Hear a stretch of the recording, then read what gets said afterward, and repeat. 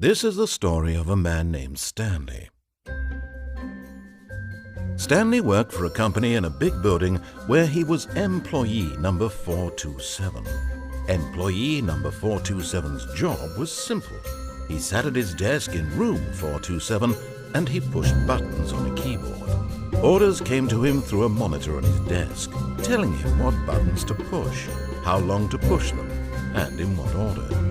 This is what employee 427 did every day of every month of every year.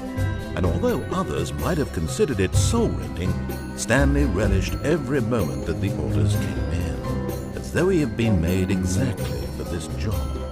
And Stanley was happy. And then one day, something very peculiar happened.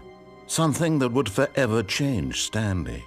Something he would never quite forget. He had been at his desk for nearly an hour when he realized that not one single order had arrived on the monitor for him to follow. No one had showed up to give him instructions, call a meeting, or even say hi. Never in all his years at the company had this happened, this complete isolation. Something was very clearly wrong. Shocked, frozen solid, Stanley found himself unable to move for the longest time. But as he came to his wits and regained his senses, he got up from his desk and stepped out of his office.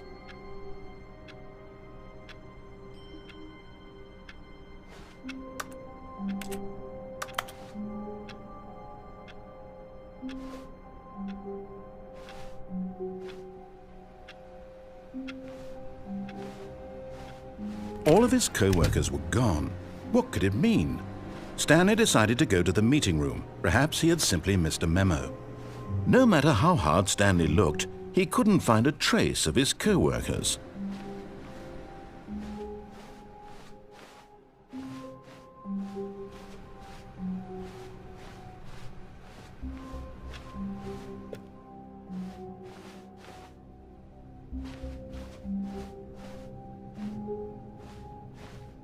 When Stanley came to a set of 2 open doors, he entered the door on his left.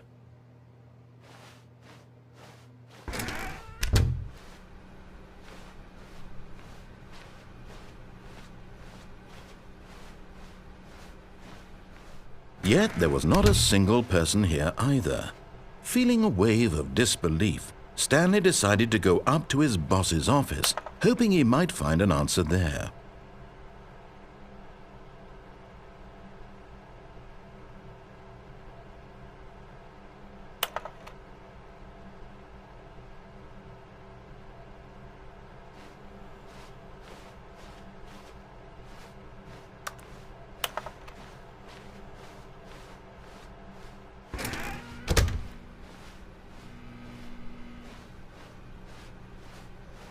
Coming to a staircase, Stanley walked upstairs to his boss's office.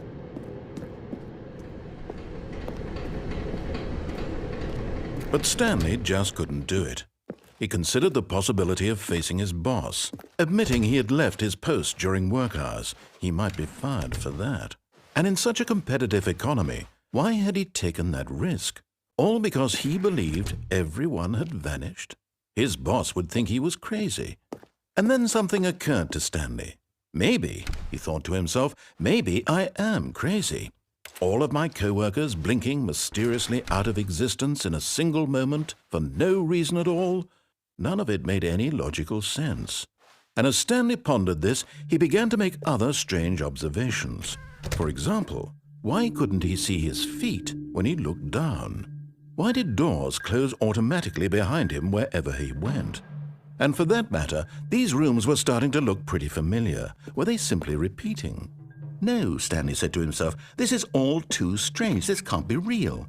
And at last, he came to the conclusion that had been on the tip of his tongue. He just hadn't found the words for it. "I'm dreaming!" he yelled. "This is all a dream." Oh, what a relief Stanley felt to have finally found an answer, an explanation. His co-workers weren't actually gone. He wasn't going to lose his job.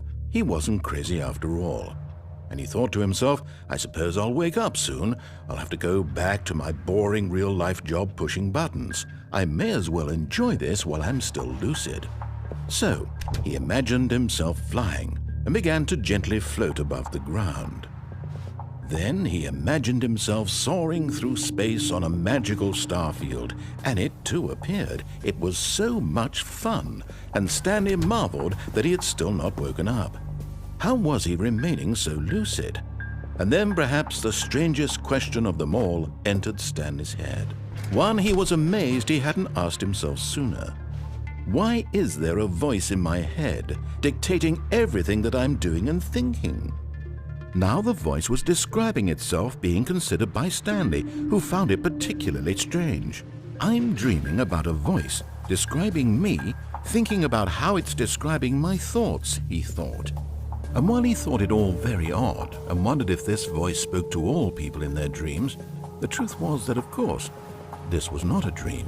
How could it be? Was Stanley simply deceiving himself, believing that if he's asleep, he doesn't have to take responsibility for himself? Stanley is as awake right now as he's ever been in his life.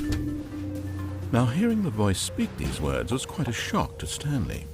After all, he knew for certain, beyond a doubt, that this was in fact a dream.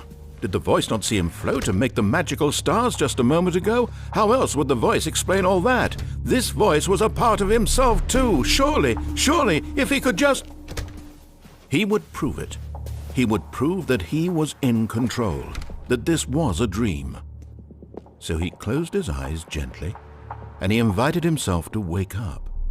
He felt the cool weight of the blanket on his skin, the press of the mattress on his back, the fresh air of a world outside this one. Let me wake up, he thought to himself. I'm through with this dream. I wish it to be over. Let me go back to my job. Let me continue pushing the buttons. Please, it's all I want.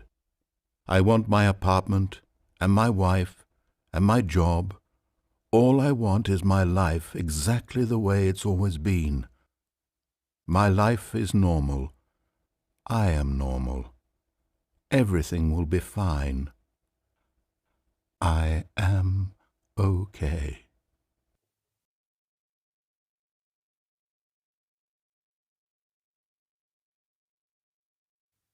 Stanley began screaming. Please, someone, wake me up. My name is Stanley. I have a boss. I have an office. I am real. Please, just someone tell me I am real. I must be real. I must be. Can anyone hear my voice? Who am I? Who am I? And everything went black.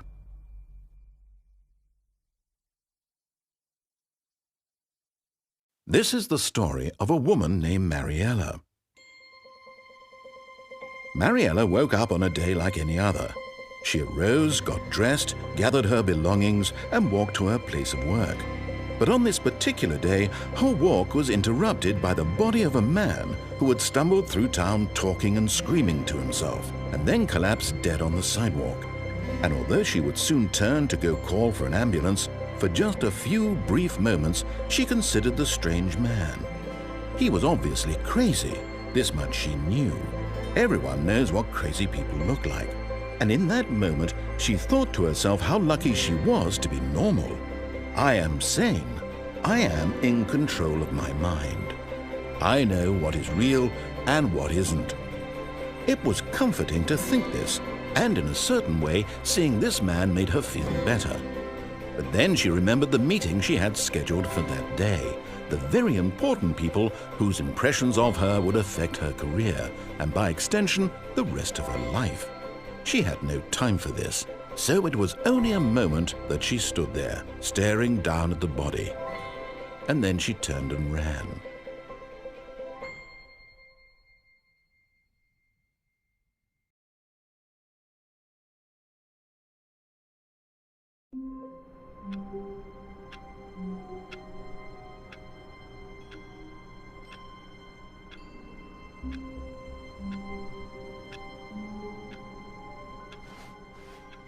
All of his co-workers were gone. What could it mean? Stanley decided to go to the meeting room. Perhaps he had simply missed a memo.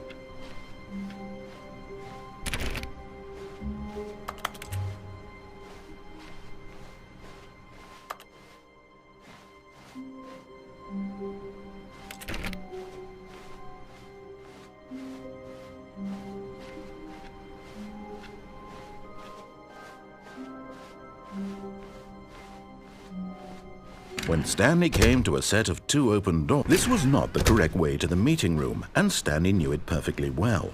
Perhaps he wanted to stop by the employee lounge first, just to admire it. Ah, yes, truly a room worth admiring. It had really been worth the detour after all, just to spend a few moments here in this immaculate, beautifully constructed room. Stanley simply stood here, drinking it all in.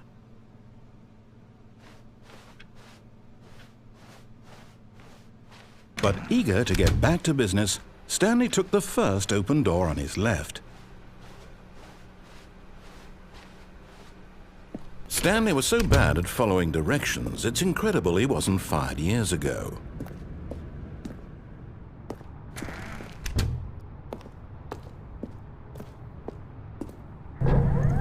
Look, Stanley, I think perhaps we've gotten off on the wrong foot here. I'm not your enemy, really, I'm not. I realize that investing your trust in someone else can be difficult, but the fact is that the story has been about nothing but you all this time. There's someone you've been neglecting, Stanley. Someone you've forgotten about. Please, stop trying to make every decision by yourself. Now, I'm not asking for me, I'm asking for her. This is it, Stanley. Your chance to redeem yourself, to put your work aside, to let her back into your life. She's been waiting. That's her, Stanley.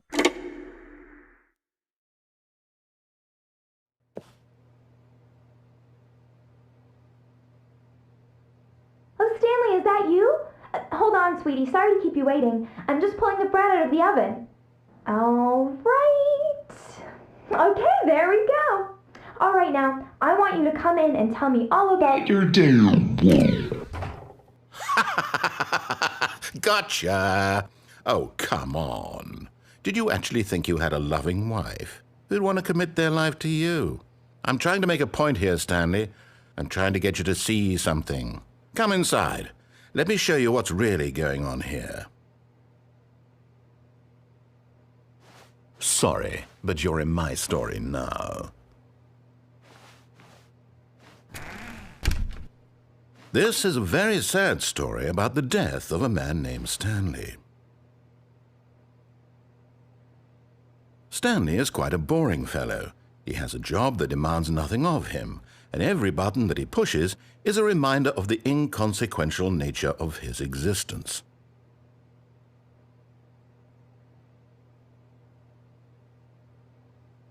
Look at him there, pushing buttons, doing exactly what he's told to do. Now he's pushing a button. Now he's eating lunch. Now he's going home. Now he's coming back to work. One might even feel sorry for him, except that he's chosen this life.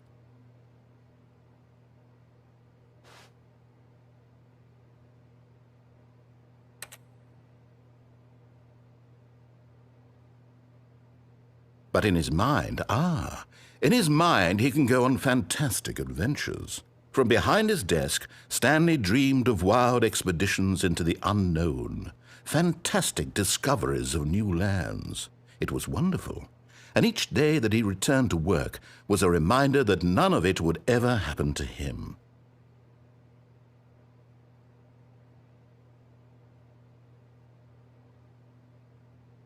And so he began to fantasize about his own job.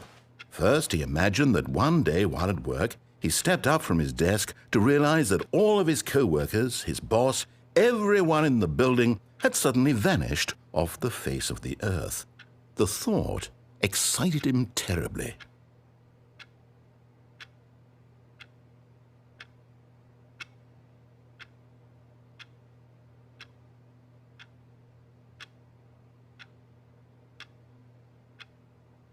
So he went further. He imagined that he came to 2 open doors and that he could go through either. At last, choice. It barely even mattered what lay behind each door. The mere thought that his decisions would mean something was almost too wonderful to behold. As he wandered through this fantasy world, he began to fill it with many possible paths and destinations. Down one path lay an enormous round room with monitors and mind controls. and down another was a yellow line that weaved in many directions, and down another was a game with a baby, and he called it the Stanley Parable. It was such a wonderful fantasy, and so in his head he relived it again, and then again, and again, over and over, wishing beyond hope that it would never end, that he might always feel this free. Surely there's an answer down some new path, mustn't there be? Perhaps if he played just one more time.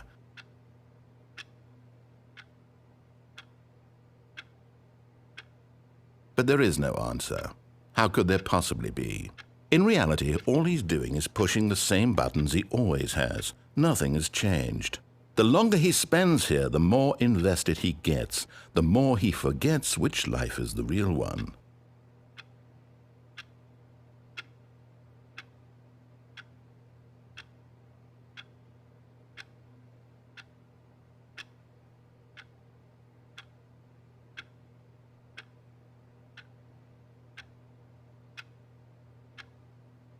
And I'm trying to tell him this, that in this world he can never be anything but an observer, that as long as he remains here, he's slowly killing himself. But he won't listen to me. He won't stop. Here, watch this. Stanley, the next time the screen asks you to push a button, do not do it. You see? Can he just not hear me? How can I tell him in a way that he'll understand that every second he remains here, he's electing to kill himself? How can I get him to see what I see? How can I make him look at himself? I suppose I can't, not in the way I want him to. But I don't make the rules. I simply play to my intended purpose, the same as Stanley. We're not so different, I suppose. I'll try once more to convey all this to him. I'm compelled to. I must. Perhaps, well, maybe this time he'll see. Maybe this time. And I tried again, and Stanley pushed a button. And I tried again, and Stanley pushed a button. And I tried.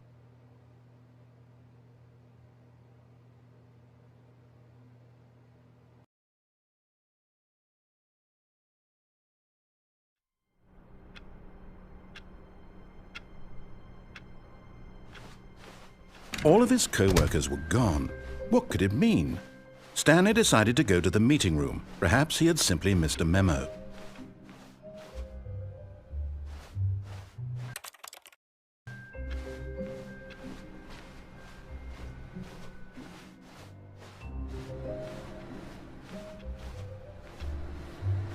No matter how hard Stanley looked, he couldn't find a trace of his co-workers.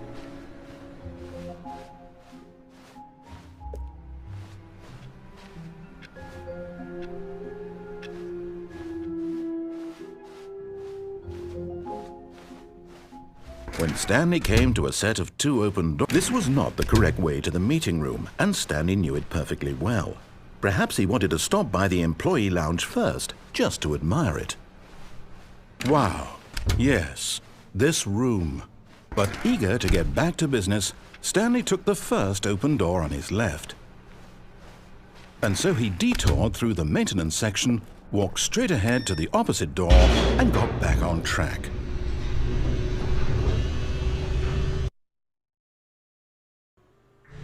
But Stanley didn't want to go back to the office. He wanted to wander about and get even further off track. So now in order to get back, he needed to go, from here it's, left. Oh, no, it's to the right, my mistake. No, not the right. Why would I have ever said it was to the right? What was I thinking?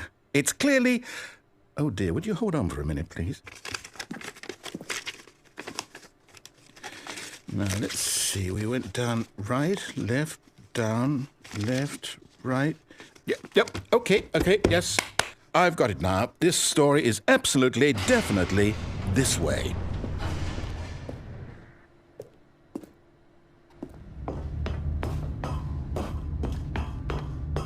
No. This isn't right at all. You're not supposed to be here yet. This is all a spoiler. Quick, Stanley, close your eyes. Okay. We just have to get back to, oh, who am I kidding? It's all rubbish now. The whole story completely unusable. How about, rather than waste my time trying to salvage this nonsense, we'll just restart the game from the beginning. And this time, suppose we don't wander so far off track, Okay, from the top.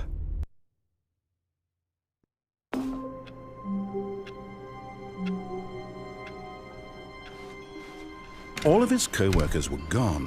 What could it mean? Stanley decided to go to the meeting room. Perhaps he had simply missed a memo.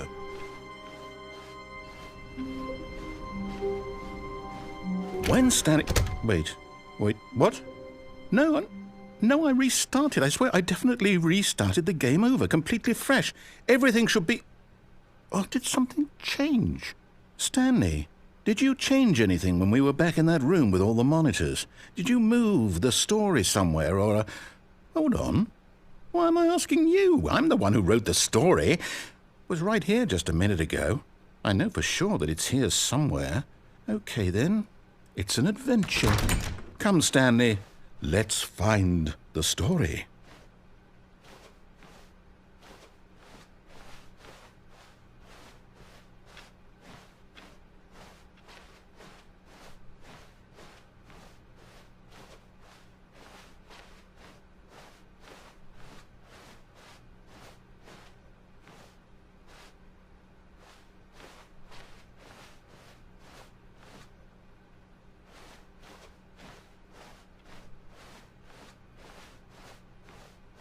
I'll say it. This is the worst adventure I've ever been on. I can promise you there definitely was a story here before. Do we need to restart the game again? Well, I find it unlikely that we'll ever progress by starting over and over again, but it's got to be better than this. Okay, let's give it a shot. Why not?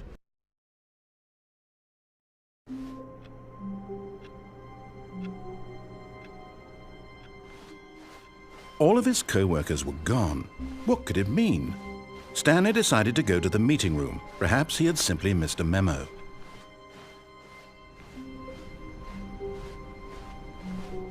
Okay, yep, it's worse. I might be remembering this wrong.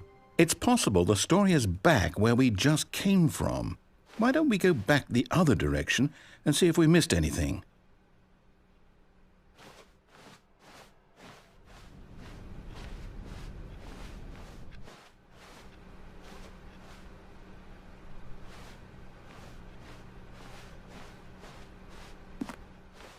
Aha! I knew we'd miss something. The story.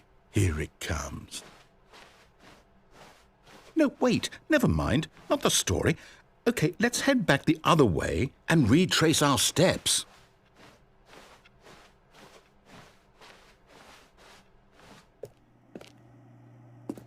Now this... Well, I'll be honest, I don't recognize this place at all. Is this the story? I don't think so. I can't quite recall, but I believe my story took place in an office building. Is that correct? Do you remember, Stanley? Well, do you know what? Since I've completely forgotten what we were supposed to be doing, how about this? You win! Congratulations! I know you put in a lot of hard work, and it really paid off, so good job. Oh, no. No, I don't feel right about this at all. We both know you didn't put in any actual work for that win. Some people win fair and square, and this was not one of those situations. Okay, I'm getting weirded out by whatever this place is. I don't care what might happen this time, I have to restart.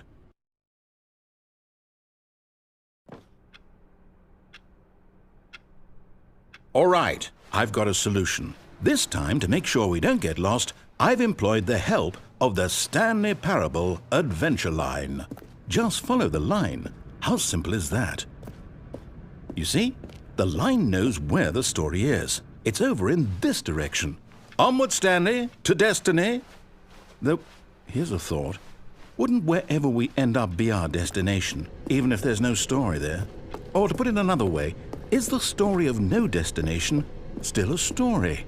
Simply by the act of moving forward, Are we implying a journey such that a destination is inevitably conjured into being via the very manifestation of the nature of life itself? Whoa. Hang on. That got a bit weird back there. Well, I'd like to apologize. Not sure where I was going with all that. You know what? I think what we need right now is a bit of music to lighten the mood.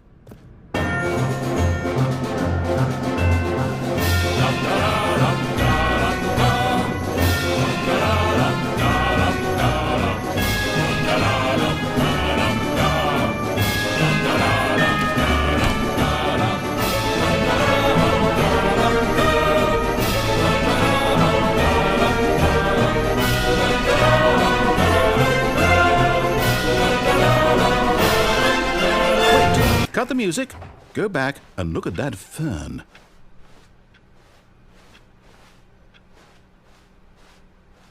Stanley, this fern will be very important later in the story.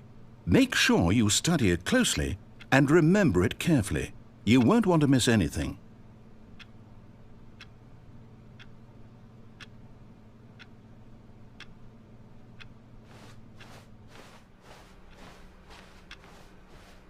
Wait, what? We're back at the office? No. Line, you do know we're looking for the Stanley Parable, right? The story? Is any of this ringing a bell?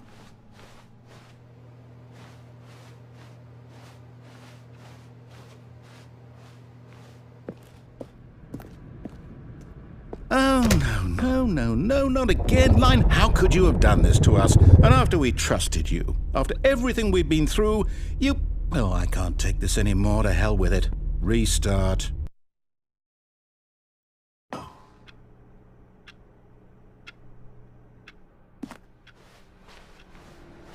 You know what, Stanley? I say forget the adventure line. What's it ever done for us? We're intelligent people, right? Why can't we make up our own story? Something exciting, daring, mysterious. Ooh, this all sounds perfectly doable. Why don't we simply start wandering in, well, I don't know. How about this direction?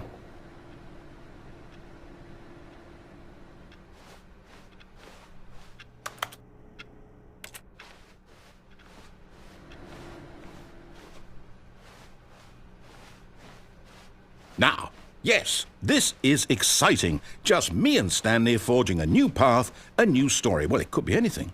What do you want our story to be? Go wild. Use your imagination. Whatever it might be, Stanley, I'm ready for it.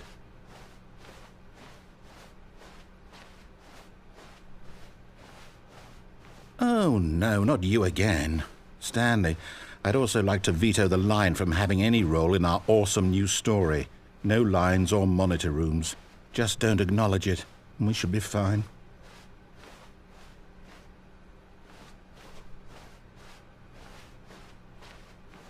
Ah, a choice. We get to make a decision. From here, the story is in our control. How important we mustn't squander the opportunity. In fact, I believe I need a minute to think here. Just walk in circles for a minute. Okay, so I know that each door has to lead somewhere, which means that somewhere, the place where we're trying to go, there must be a reverse door that leads here. And that in turn means that our destination corresponds with the counter-inverted reverse door's origin. So starting from the right, let us ask, will taking the right door lead us to where we're going? And since the answer is clearly yes, then by all accounts, the door on the right is the correct one. Another victory for logic. Come, Stanley, our destiny awaits. Oh, hold up, what's this? The confusion ending. You're telling me that's what this is? It's all one giant ending? And we're supposed to restart the game, what, eight times? That's really how all this goes? It's all determined? So now, according to the schedule, I restart again. Then what? Am I just supposed to forget? Well, what if I don't want to forget? My mind goes blank simply because it's written here on this thing, wall. Well, who consulted me? Why don't I get to decide? Why don't I get a say in all of this? Is it really No, it can't be. I don't want it to be. I don't want the game to keep restarting. I don't want to forget what's going on. I don't want to be trapped like this. I won't restart the game. I won't do it. I won't do it. I won't do it. And the timer stopped? Does that mean, did we do it? Did we break the cycle? The, whatever it is that made this schedule? How would we even know? Will someone come for us? Will something happen? So, okay. I guess now we just wait, you know. I suppose in some way that this is a kind of story, wouldn't you agree?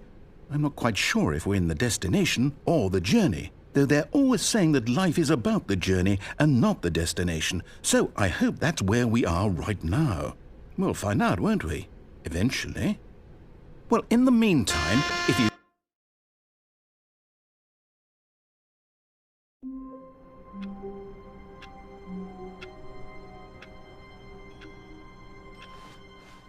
All of his co-workers were gone. What could it mean? Stanley decided to go to the meeting room. Perhaps he had simply missed a memo.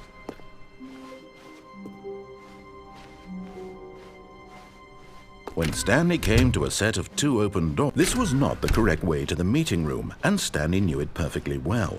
Perhaps he wanted to stop by the employee lounge first, just to admire it. The lounge was sublime, a work of art.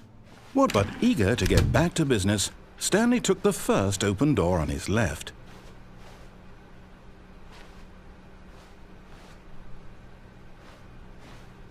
And so he detoured through the maintenance section, walked straight ahead to the opposite door, and got back on track.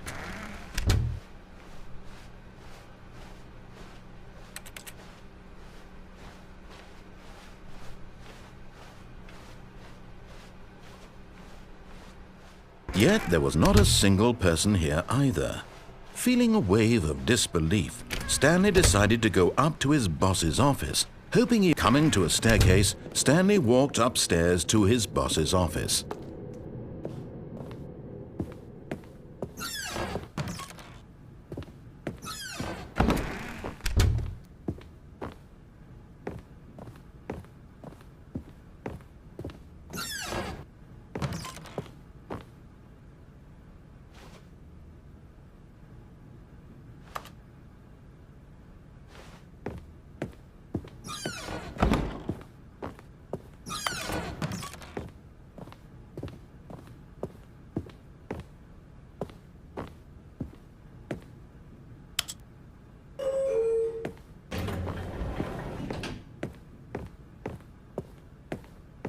Stepping into his manager's office, Stanley was once again stunned to discover not an indication of any human life.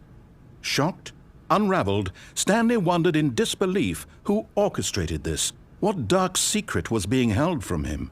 What he could not have known was that the keypad behind the boss's desk guarded the terrible truth that his boss had been keeping from him, and so the boss had assigned it an extra secret PIN number, 2845. But of course, Stanley couldn't possibly have known this.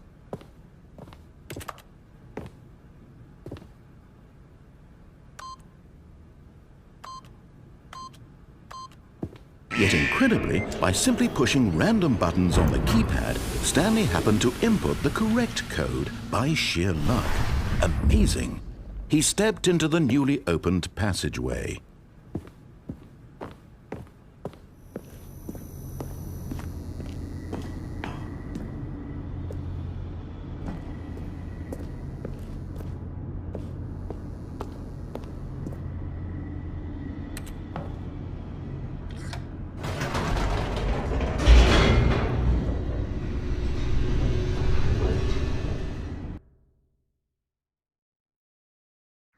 Descending deeper into the building, Stanley realized he felt a bit peculiar.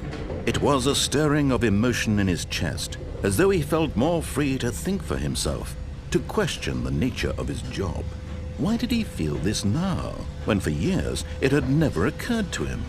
This question would not go unanswered for long.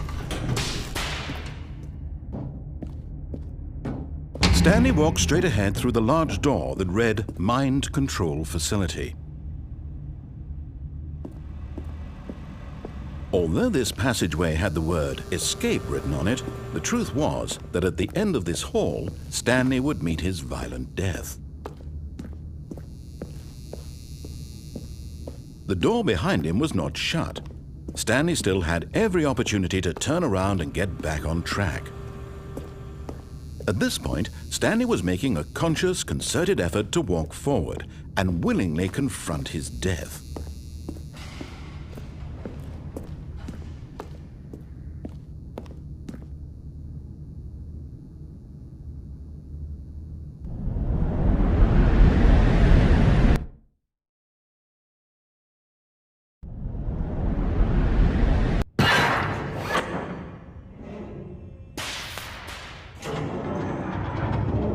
As the machine whirred into motion and Stanley was inched closer and closer to his demise, he reflected that his life had been of no consequence whatsoever.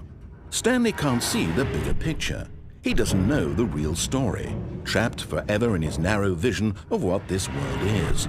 Perhaps his death was of no great loss, like plucking the eyeballs from a blind man.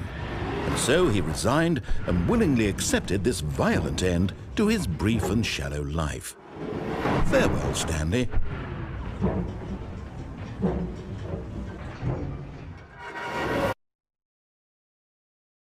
"Farewell, Stanley," cried the narrator, as Stanley was led helplessly into the enormous metal jaws.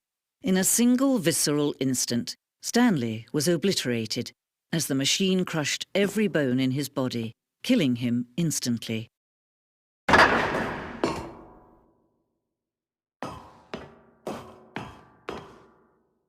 And yet it would be just a few minutes before Stanley would restart the game, back in his office, as alive as ever.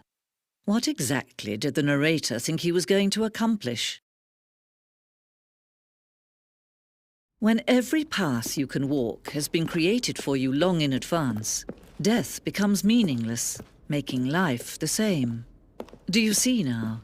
Do you see that Stanley was already dead from the moment he hit start?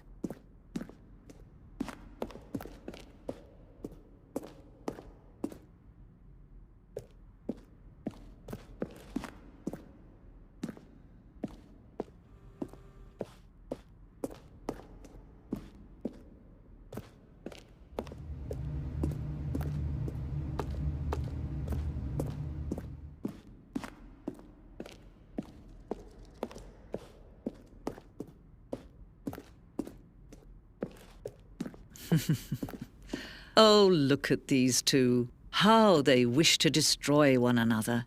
How they wish to control one another. How they both wish to be free. Can you see? Can you see how much they need one another? No, perhaps not. Sometimes these things cannot be seen. But listen to me. You can still save these two. You can stop the program before they both fail. Turn off your PlayStation. There's no other way to beat this game.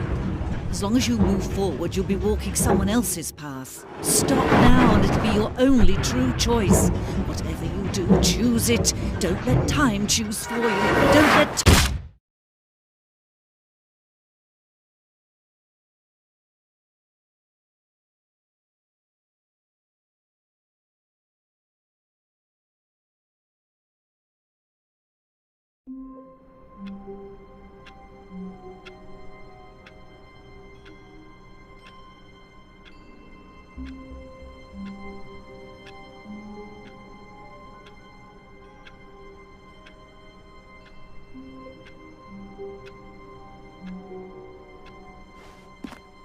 How wonderful.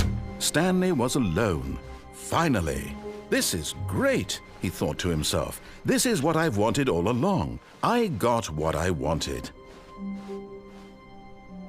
When Stanley came to a set of 2 open doors, he entered the door on his left. This was not the correct way to the meeting room, and Stanley knew it perfectly well. Perhaps he wanted to stop by the employee lounge first, just to admire it.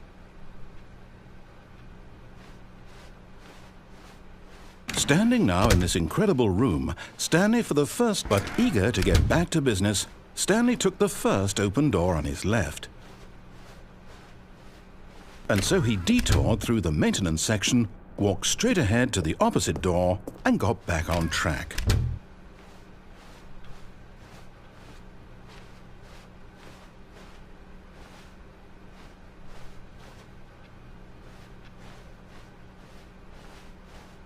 Yet there was not a single person here either. Feeling a wave of disbelief, Stanley decided to go up to his boss's office. Hoping he coming to a staircase, Stanley walked upstairs to his boss's office.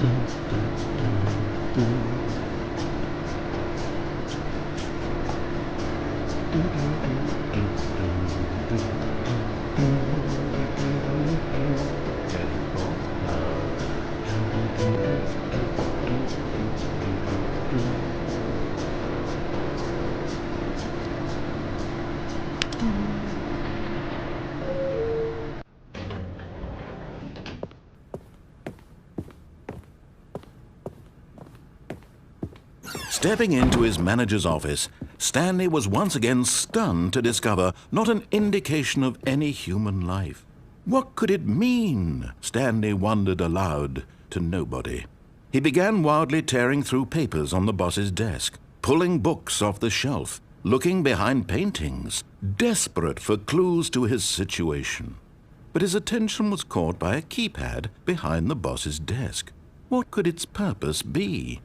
In fact, this keypad guarded the terrible secret that lay buried below his feet. And so the boss had assigned it an extra secret PIN number, 2845. But of course, Stanley couldn't possibly have known this. Yet incredibly, by simply pushing random buttons on the keypad, Stanley happened to input the correct code by sheer luck. Amazing. He stepped into the newly opened passageway.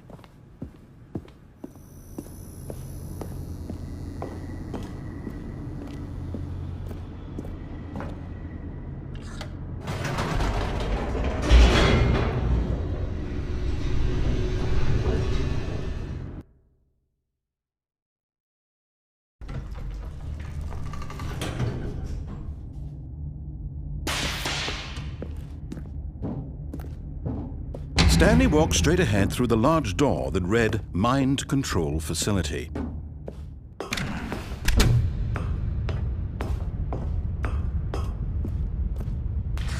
The lights rose on an enormous room packed with television screens. What horrible secret did this place hold? Stanley thought to himself.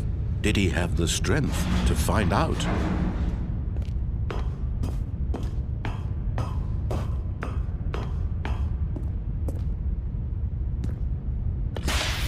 Now the monitors jumped to life, their true nature revealed.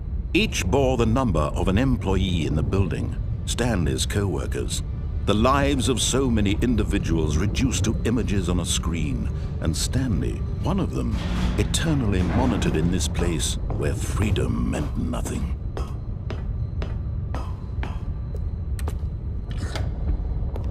This mind control facility, it was too horrible to believe. It couldn't be true. Had Stanley really been under someone's control all this time? Was this the only reason he was happy with his boring job? That his emotions had been manipulated to accept it blindly? No, he refused to believe it. He couldn't accept it. His own life in someone else's control? Never! It was unthinkable. Wasn't it? Was it even possible? Had he truly spent his entire life utterly blind to the world?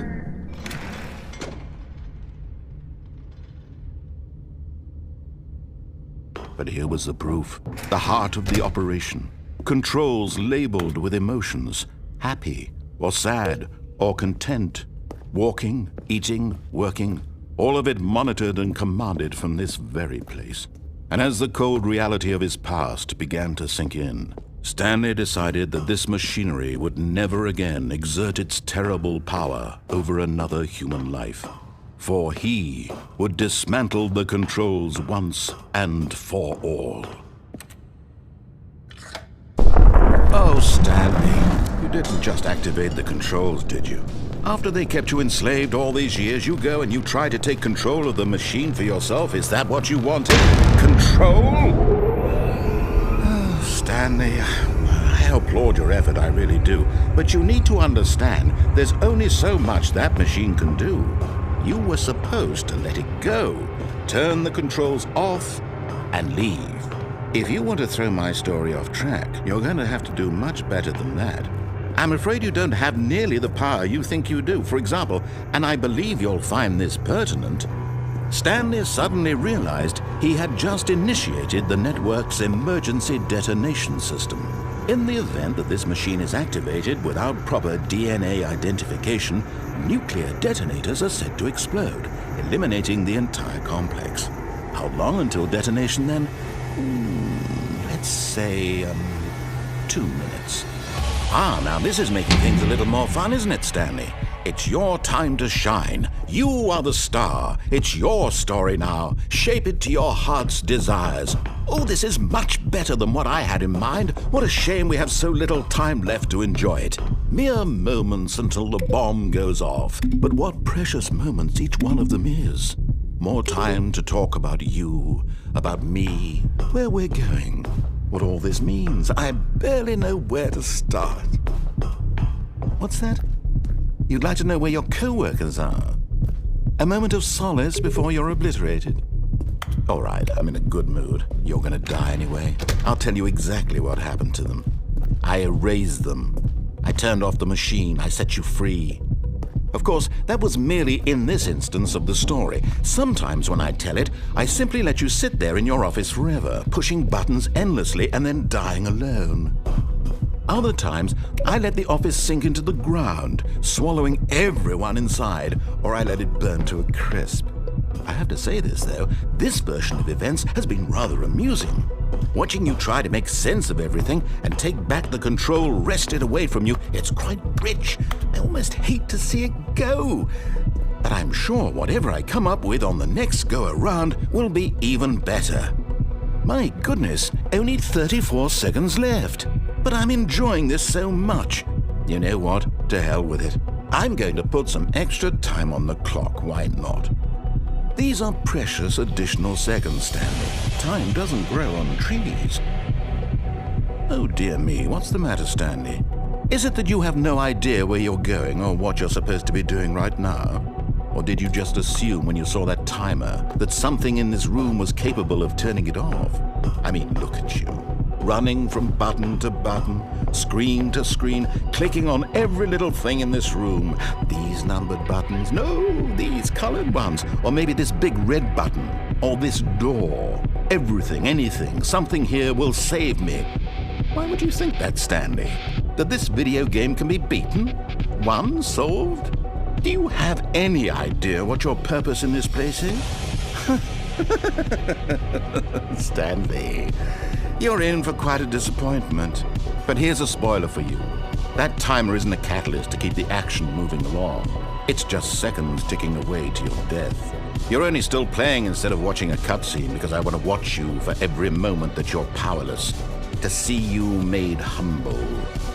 This is not a challenge. It's a tragedy.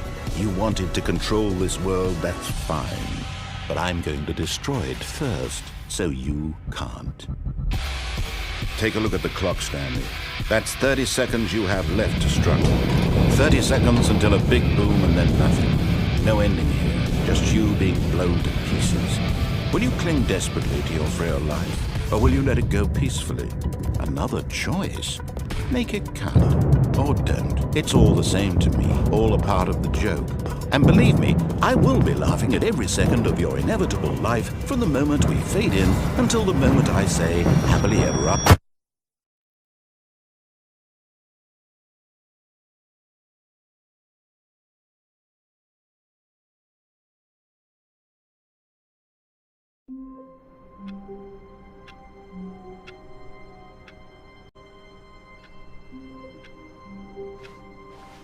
All of his co-workers were gone. What could it mean? Stanley decided to go to the meeting room. Perhaps he had simply missed a memo. Oh, new content? What does that mean, new content?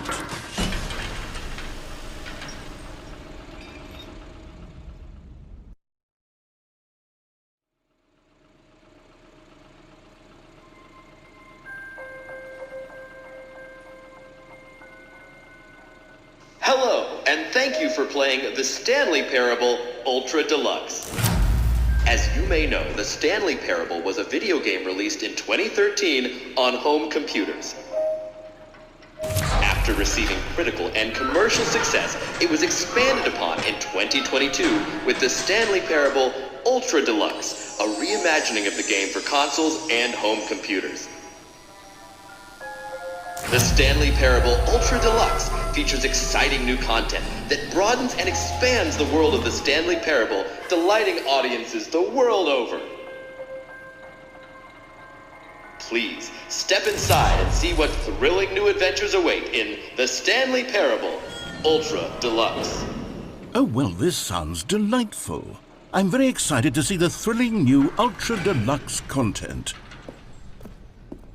Okay, so far it's an elevator. Nothing special yet, but I'm sure it's just the beginning of a mesmerizing adventure.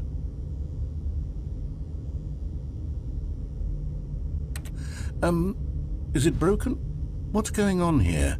Should we be moving somewhere or... Oh, there we go. All right, finally, at long last, it's on to the new content. I've never been more ready. Let's do it.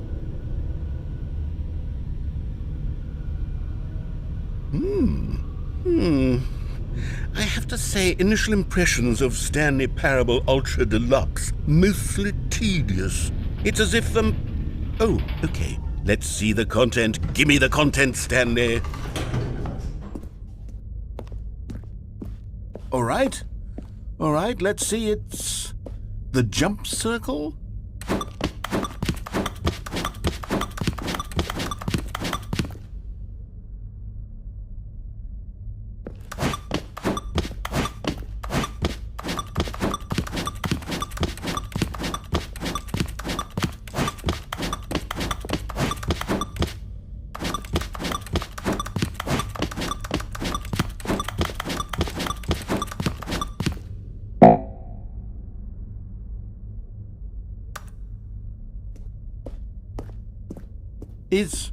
Is that it? Surely that's not all the new content. There has to be something else, right? Goodness. Another elevator. Stanley, I have to say, initial impressions of this game are not positive. It's just elevators and jumping. Is this what passes for exciting new content? If this is new content, then I could just read you the whole dictionary. There's 20 hours of new content right there. Hell, I could count to 30 trillion. You could put that on the box. The Stanley Parable Ultra Deluxe, now with over 1,000 hours of new content. And oh wait, there's more. Very good. Yes, I knew there had to be something else. Let's see it. I'm ready for whatever it is.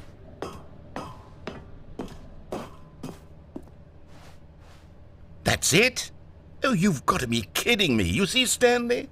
This is what happens when greedy video game developers with no respect for their fanbase rush a cheap expansion to market for no reason other than to make an easy dollar. And don't get me started on the level of craftsmanship that's gone into it. In fact, I'm looking right now at the game's trophies, and it's hard to believe one of them actually says, "Test trophy, please ignore." What quality assurance department signed off on this?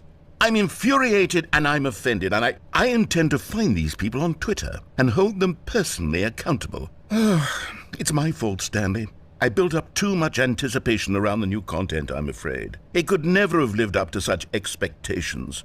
If you're still with me, why don't we just reset the game and we'll try to get back to what the Stanley Parable is really about. No frills, no gimmicks, just you and me having a great time together like always. What do you say, friend?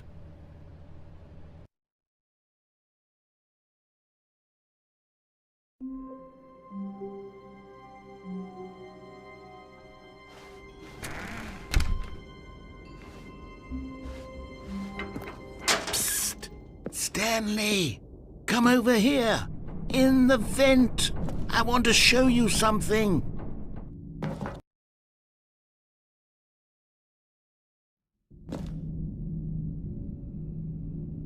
Okay, you remember how cheap and unsatisfying the new Ultra Deluxe content turned out to be? Well, it got me thinking about the past and how much better the Stanley Parable used to be. So I made something special and tucked it away here where the game's developers won't find it. Just our little secret. Take a look. I call it the Memory Zone. It's where I've been storing all my favorite memories so I can relive the peak experiences of my life whenever I want. Experiences like the launch of the Stanley Parable on PC. You see, Stanley, doesn't the Memory Zone remind you of how wonderful Stanley Parable was before it was sullied? And over here is where I keep reviews of the Stanley Parable. Like this stunning triumph of games journalism, 10 out of 10 from Destructoid.com. James Stephanie Sterling writes, and I quote, "Where so many games that aspire to be more than games end up less than any form of art, Stanley Parable strives and then succeeds to be every game ever created." Did you hear that, Stanley? Every game ever created. That's how grand and all-encompassing the original Stanley Parable was. It was literally every game ever created. It was Skyrim, it was Persona 3, it was all of them, and now it's nothing. It's no games at all. It isn't even the Stanley Parable anymore. It's just a husk now. A lifeless husk with an hour of new elevator content.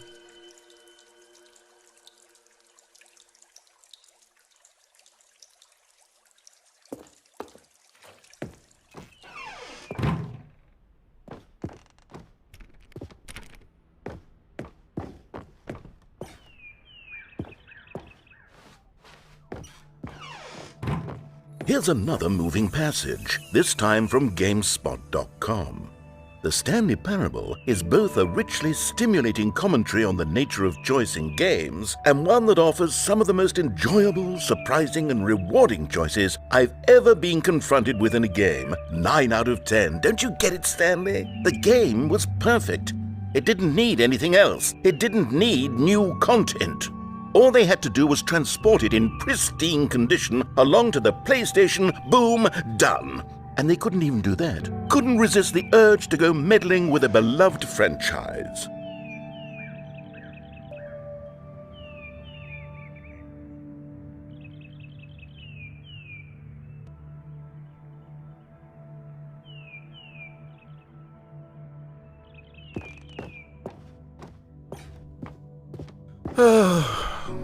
These were simpler times, Stanley.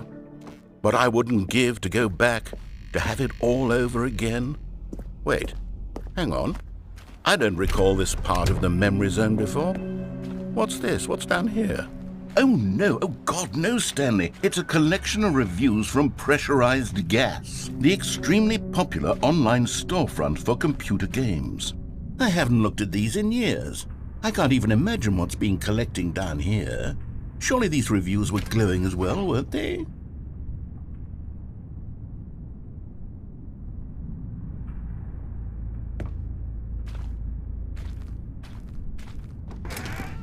Honestly, I could not be bothered to play this game to full completion. The narrator is obnoxious and unfunny, with his humor and dialogue proving to be more irritating than entertaining. Unfunny! I'm not trying to be funny. I'm trying to make a serious work of art. I suppose I could write up a handful of gags to insert into the Stanley Parable, but the game is already such a densely layered web of profound philosophical insights that I can't even imagine where I'd have the room to stick them.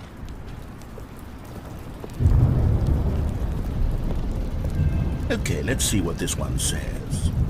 While the idea for the game is good, for someone who prefers non-linear games, this preachiness gets annoying fast. Preachy? Stanley, I'm not preachy, am I?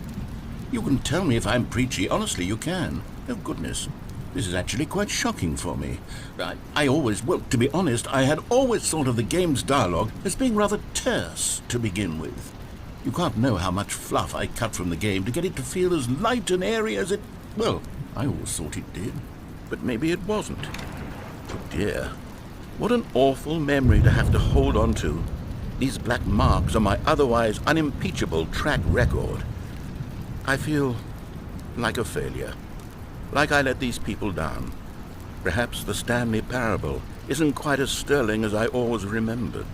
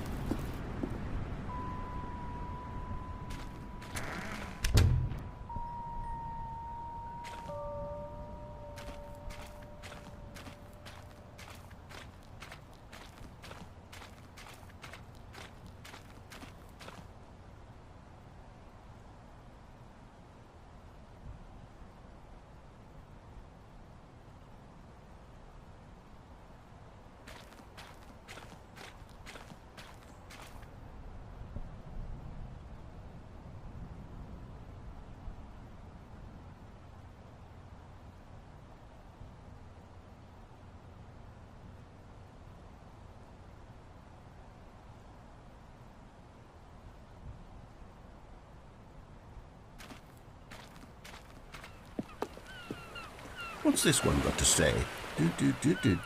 You constantly have to stop doing anything so the narrator can catch up with his long-winded explanations of what's happening. I wish there was a skip button. A skip button? Well, yes. Yes, I think we can do that. If I'm truly too preachy, then maybe letting you skip ahead for just a moment, surely it couldn't hurt. Not if it means we can strike these negative reviews from the record. Only positive reviews of the Stanley Parable. That's my motto today, and it's always been my motto. I'd do anything for the customer, Stanley. Yes, a skip button we shall have.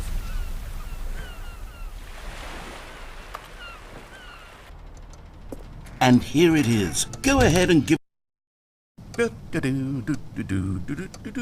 Oh, you're back, you see. You were only frozen in time for a few minutes, but it was plenty of time for me to deliver a long, rambling monologue full of unnecessary verbal flourishes and lengthy ruminations on the nature of choice in video games. Of course, I happen to believe it was perhaps one of my more profound such ruminations. Not that, of course, you need a description of it, but if I had to describe it, I'd say it was perhaps less of a rumination and more of a treatise.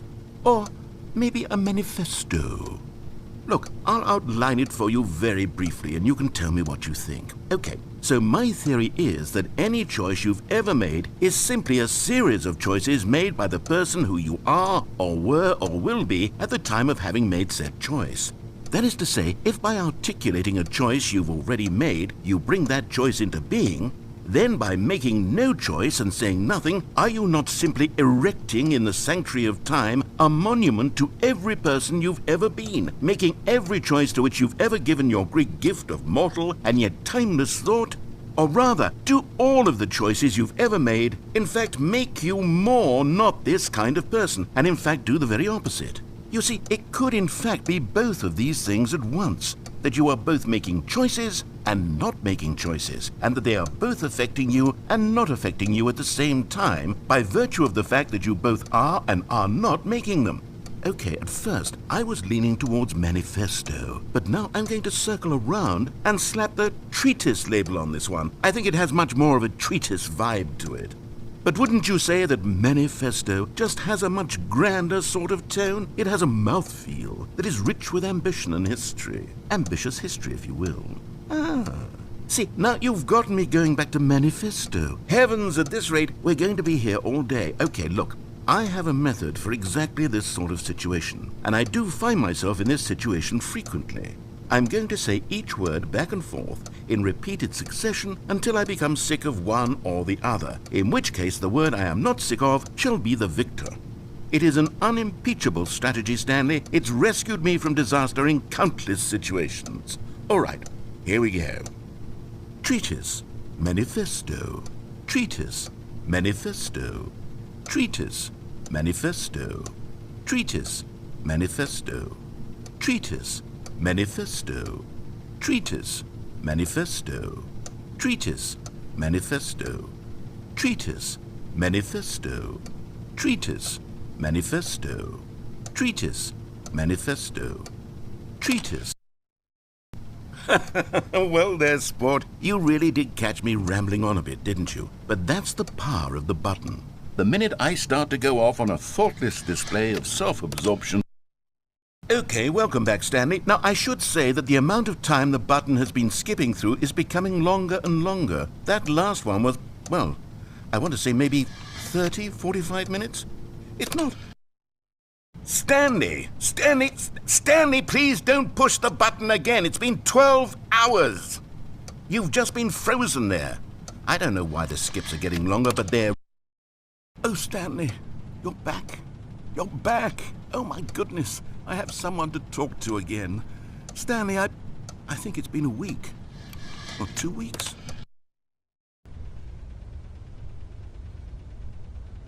Oh, hello. It's you. You're here again. Welcome. I have had time to think about you and about our...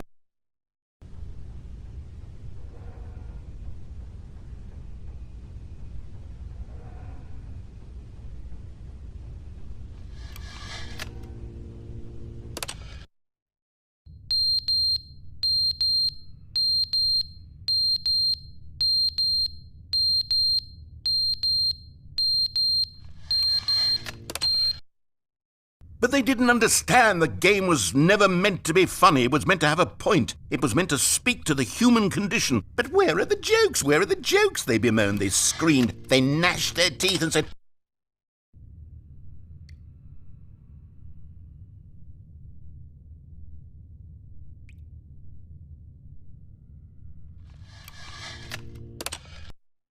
The end is never the end, is never the end, is never the end, is never the end, is never the end, is never the end, is never the end, is never the end, is never the end, is never...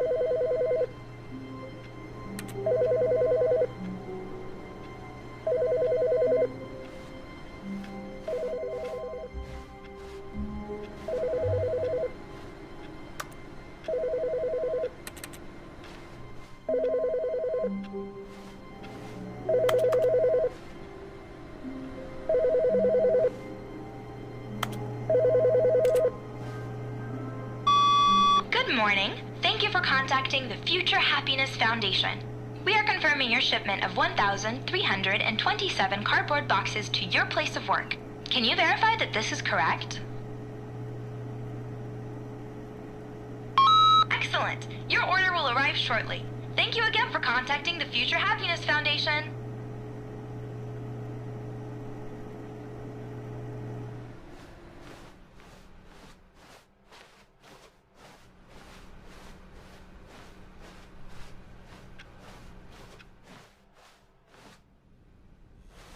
Oh, good. You notice my sign. Yes, I have something very exciting to show you.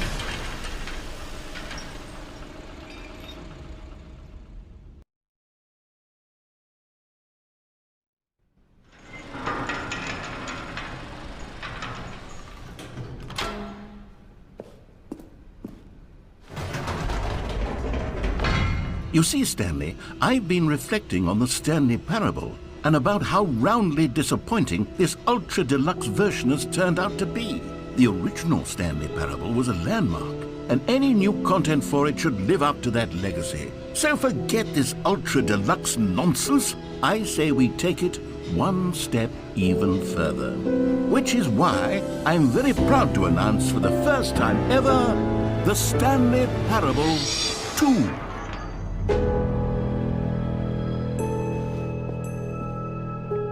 Yes, you see, isn't this far superior to a measly port with a few minor additions? Think of all the new territory we'll cover with a fully fledged sequel. An entirely new experience, built from the ground up. Why, there are so many possibilities. It could go in so many different directions. This is what fans have truly been asking for.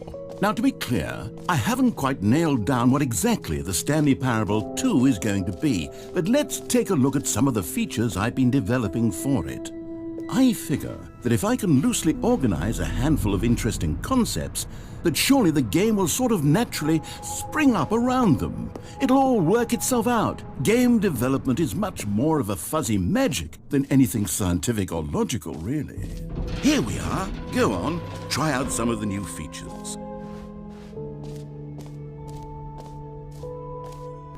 For the Stanley Parable 2, I asked myself, what do players really want? And of course, the first and most obvious answer is that they want to be individually recognized and validated as people. Sorry, I should have clarified. Right now, the button only says the name Jim. But of course, in the final game, this button will say your name, whatever name that is. Here, let's have you role-play as Jim to really simulate the full experience of this feature. Just play along. I promise you'll love it. Okay, here we go. Let's take a deep breath, clear your mind, forget whoever you are, and simply become a person named Jim.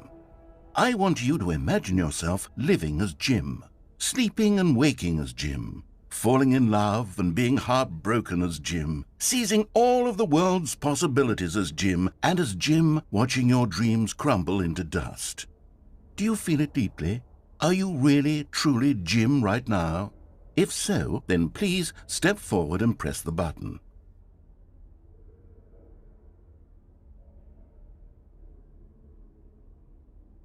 Jim.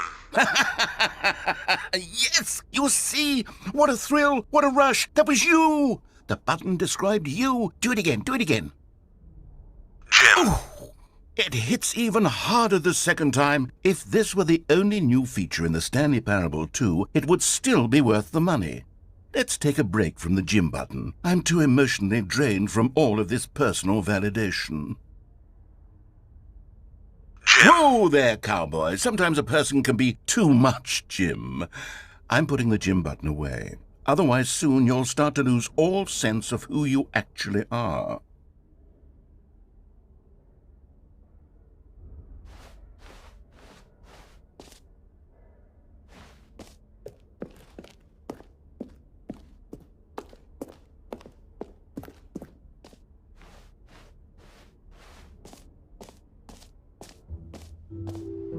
I suppose I could allow only people named Jim to play this. An epilogue would be fun, wouldn't it, Stanley? Yes, it will go at the end of the, well, we'll figure that out later.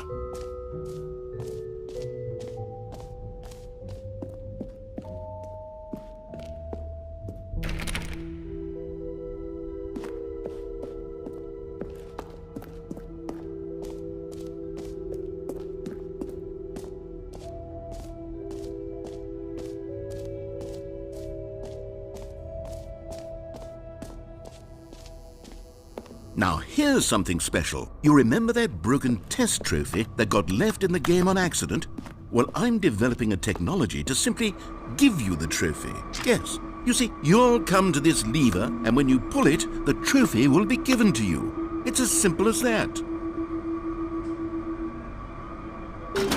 Okay, perhaps I should have clarified. This is technology that will exist. Right now, the trophy is still fully broken. I'm not a wizard, Stanley, but I guarantee it will be fixed in the sequel to at last satisfy the hordes of ravenous fans all over the world who have been uproariously demanding this feature. Gamers, we hear you, and I promise it will happen.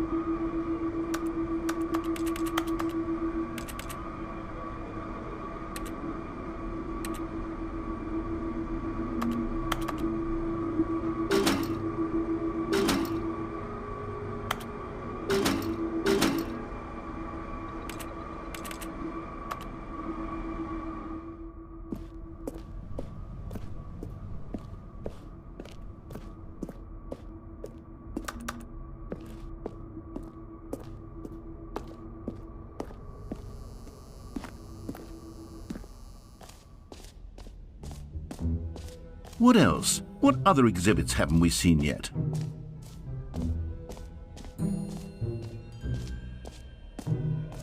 Calling it the Stanley Parable 2 is just so much catchier than Ultra Deluxe, don't you think?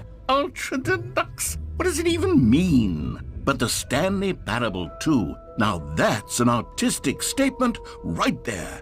It's future-oriented. It screams progress and innovation and long-term franchising potential.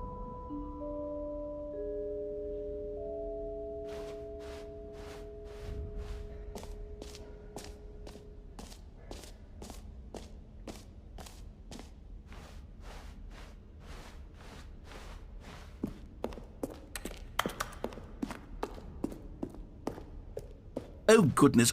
Stanley, this is very awkward.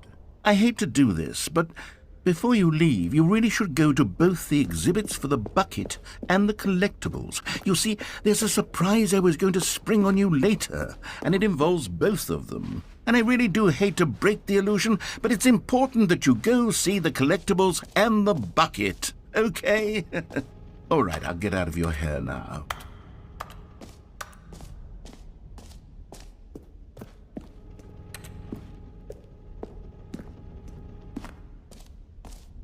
Ah, collectibles. Now it's a real video game. In the Stanley Parable 2, you'll run around gathering up these miniature Stanley figurines. And what's truly innovative is that there will be no reward for collecting all of them. I don't want to stifle the intrinsic joy of watching a number go up. You simply collect all of them, and then you move the hell on with your unremarkable life.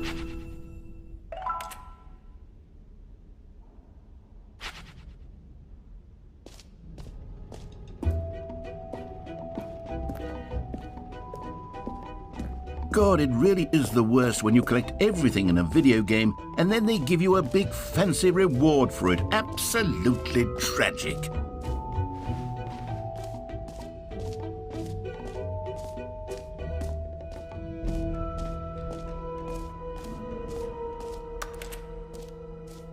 Okay, I'll be honest, I haven't yet decided on this one.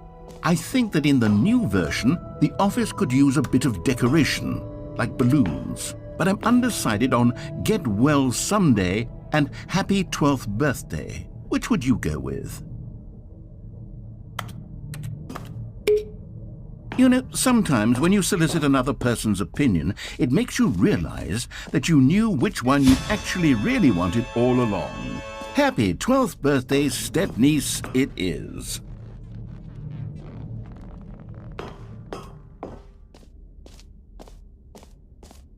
Or actually, maybe I should have gone with... No, I've made my decision, we're moving on.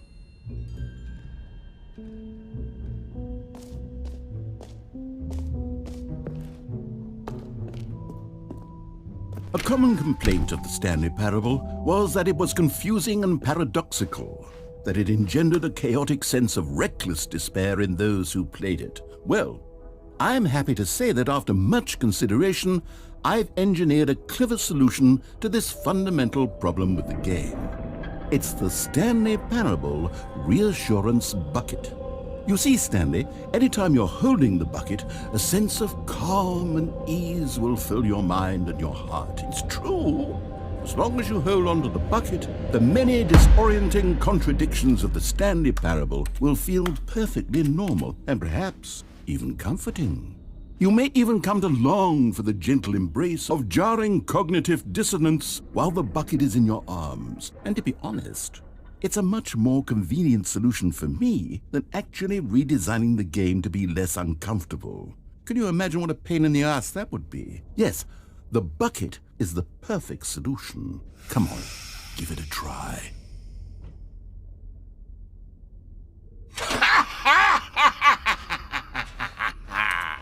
Can you feel it? The glow of comfort, even in the face of crushing despair, must already be sweeping through your body. And in fact, can I say that I do believe the bucket lends you an air of charisma as well? I think that just holding it has made you the slightest bit more attractive as a person. The benefits of the bucket seem to go on, don't they?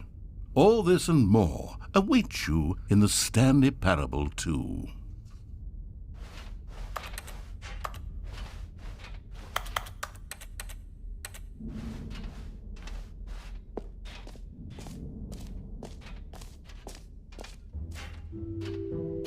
Does anyone give out awards for most enjoyable bucket in a video game? That really should be an award if it isn't already.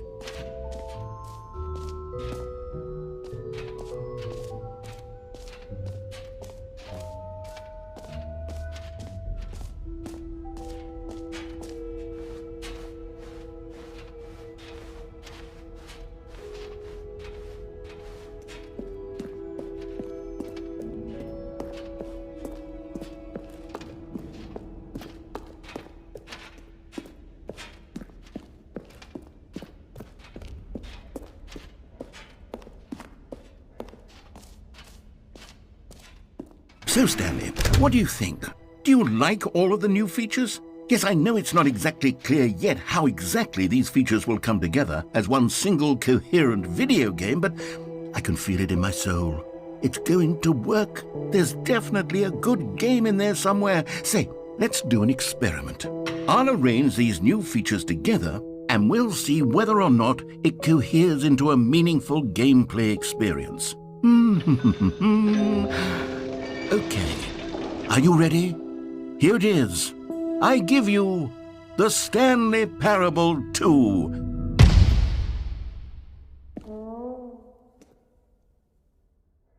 I mean, there's potential here, right? It's sort of... Okay, never mind. Hold on, let me do a different arrangement. Okay, yes, this is much better. I feel good about this. Here we go. Version 2. Who am I kidding, Stanley? This isn't a coherent video game at all. It's a lot of gags. And I do very much enjoy creating gags, but they don't add up to anything. I wanted more than anything to create a sequel that would capture all the magic of the first game. I wanted fans to love it. No matter how good these gags are, they won't stand on their own. They would need the structure and the gameplay of the original. Wait, maybe that's it.